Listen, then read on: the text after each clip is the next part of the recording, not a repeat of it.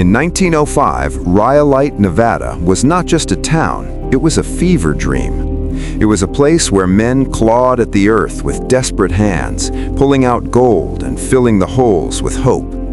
But wherever gold is found, two things inevitably follow: dust and thirst. The thirst in Rhyolite was legendary. There were 50 saloons for a population that fluctuated like the desert wind.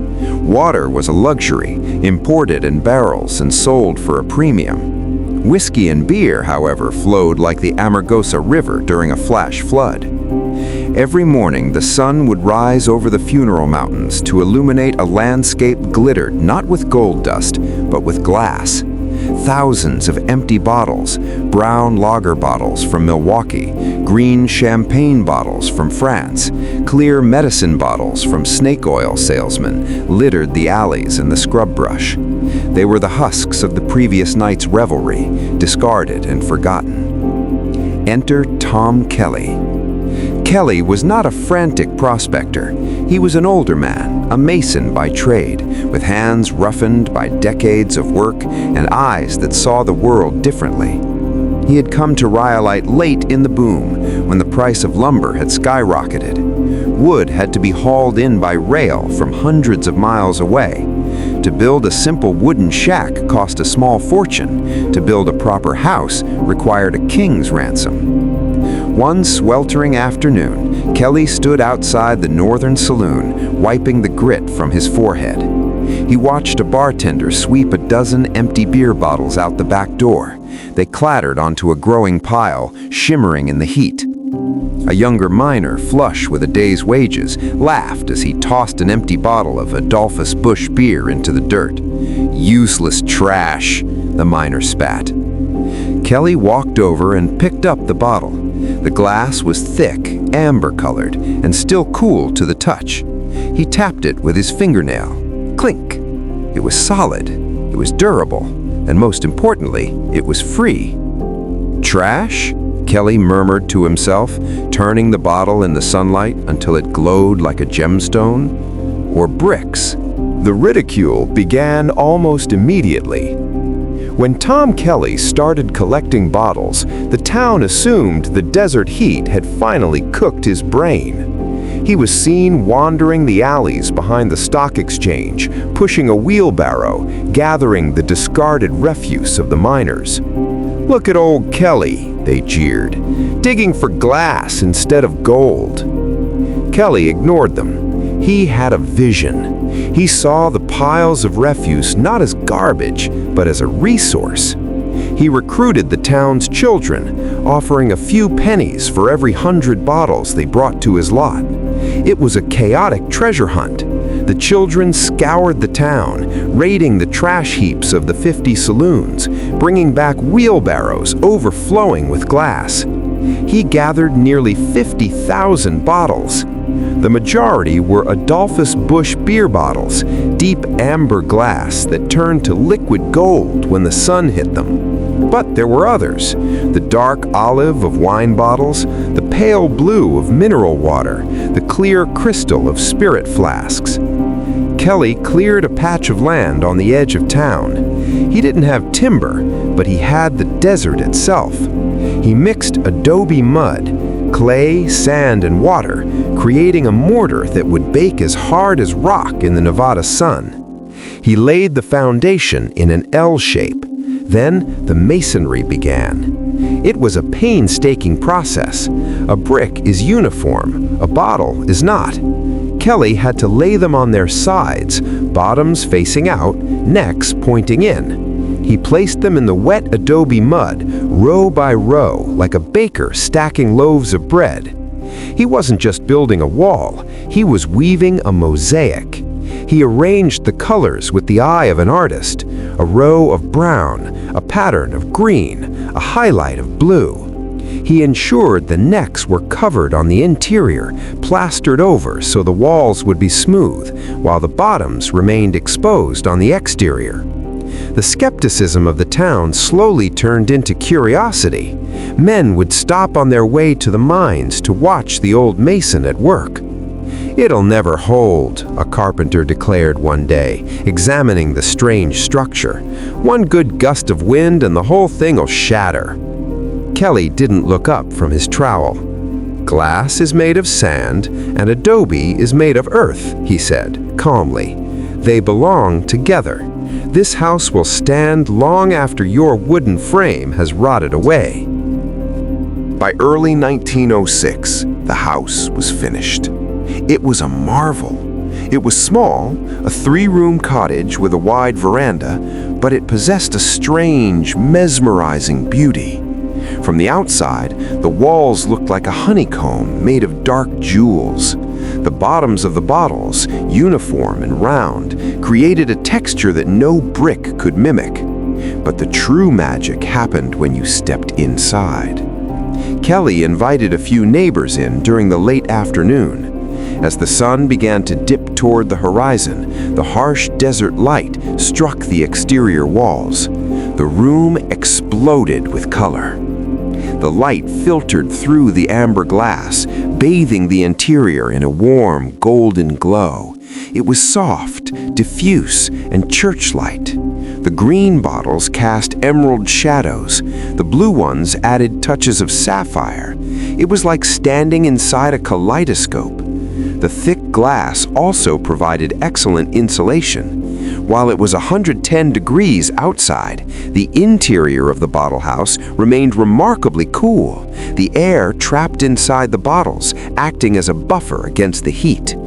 "It's beautiful," whispered the wife of a banker who had previously turned her nose up at Kelly. "It's practical," Kelly corrected gently, "but yes, it has its charm." The house became a local attraction. It was a testament to the strange duality of Rhyolite, a town built on excess and waste, where one man's trash became another man's castle. The House of Bottles was more than a home.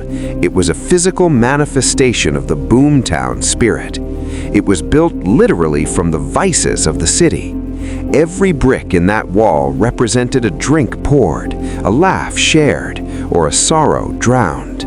It was a house built of memories. Living in a glass house in the middle of a desert came with its own unique soundtrack.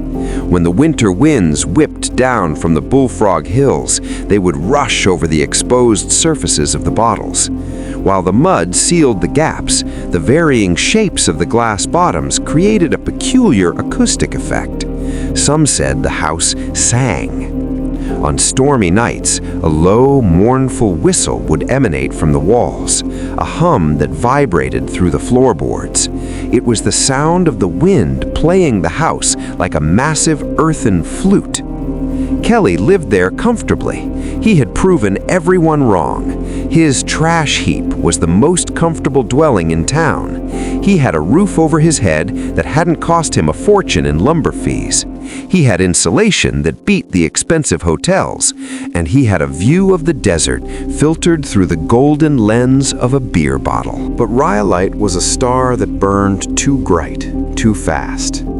The financial panic of 1907 struck the nation. Capital dried up. The mines, which had promised millions, began to underperform. The investors in San Francisco and New York pulled their money.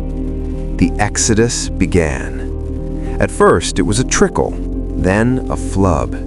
The population dropped from 8,000 to under 1,000 in just a few years. As people left, they took whatever they could carry, but more importantly, they took what they could sell. Lumber was still valuable. People began dismantling their wooden homes, pulling out the nails and shipping the timber to the next boomtown. Entire blocks of Rhyolite vanished, not because of decay, but because the town was being cannibalized. The Cook Bank building, made of concrete and steel, was stripped of its marble floors and fixtures, leaving a hollow skeleton. The schoolhouse was abandoned, but the bottle house remained. Why? Because it was worthless to scavengers. You couldn't melt the adobe down, you couldn't reuse the bottles for anything useful once they were set in mud, and you certainly couldn't transport the walls. Kelly's folly became his fortress. As the wooden town disappeared around him, leaving only concrete husks and desert scrub, the bottle house stood firm. The lottery of departure. By 1914, Rhyolite was effectively dead. The street lights were off, the water was turned off, the desert was reclaiming its territory. Tom Kelly, now much older, decided it was time to move on. The silence of the ghost town was heavy, and the singing of the wind in the bottles had become a lonely tune. But he didn't just walk away. In a final act of showmanship, he decided to raffle off the house. Tickets were sold for $5 apiece. It was a last bit of excitement for the few remaining residents. The winner was the Bennett family, who took stewardship of the strange glass cottage. Kelly packed his bags, took one last look at his golden walls glowing in the sunset, and boarded one of the last trains out of the district. He left behind a monument. In the years that followed, Rhyolite fell into total ruin. The roofs of the stone buildings collapsed. Vandals and time ate away at the grandeur of the city. The desert wind sandblasted the paint from the signs. But the bottle house endured. In 1925, Hollywood discovered the ghost town. Paramount Pictures came to film a silent movie called The Airmail. They needed a setting that looked desolate and strange. They found the bottle house in disrepair, the adobe cracking slightly. Instead of tearing it down, they restored it. They recognized the cinematic quality of the place. The house had transitioned from a residence to a relic. A lens into the past. Decades turned into a century. If you visit Rhyolite today, you will see the skeletal remains of the bank rising like a broken tooth against the blue sky. You will see the crumbled walls of the general store. You will see the rusted chassis of cars that never made it out. But if you walk down the dusty path, past the creosote bushes, you will find Tom Kelly's house, almost exactly as he left it. It stands behind a fence now, protected. The bottles are still there, 50,000 of them. Some have been dulled by 100 years of sandstorms, their glass turned opaque and frosted. Others, protected by the overhang of the porch, still shine with that deep, rich amber of 1906. It is a haunting sight. When you stand before it, you are not just looking at a house, you are looking at the consumption of a city. You are looking at 50,000 moments where a miner, dusty and tired, tilted his head back to drink a cold beer. You are looking at the physical tally of the town's thirst. The wood was gone, the iron has rotted, the paper money has rotted, but the glass remains. Tom Kelly proved that the most fragile material, when bound together with purpose, can outlast the strongest stone. He built a legacy out of leftovers. As the sun sets over Rhyolite today, the house still glows. It is a dim, ghostly lantern in the wasteland. It reminds us that even in a place destined to die, there was once life, there was once ingenuity, and there was once a man who looked at a pile of trash and saw a castle. The desert took everything else back, but it couldn't swallow the glass. The desert holds more secrets buried in the sand. Join us as we uncover them in the next episode. Like, subscribe, and stay tuned for what lies beneath.